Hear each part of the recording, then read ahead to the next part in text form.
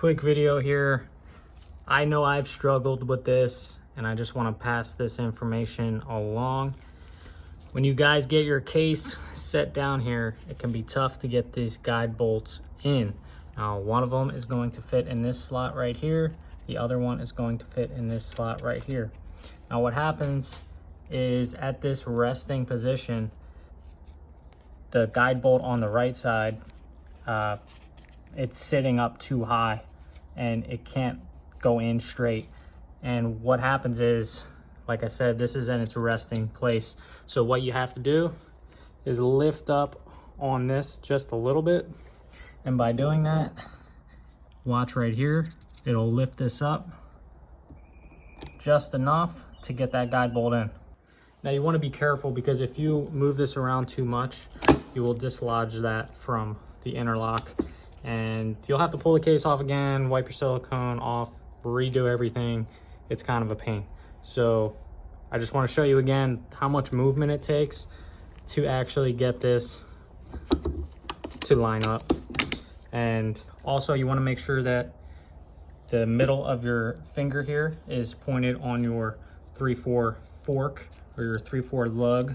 It's your 3/4 fork, and that is right in the center. I'll try to show you what I'm talking about. This guy right here, that needs to be on your 3/4 lug. That's all it takes right there.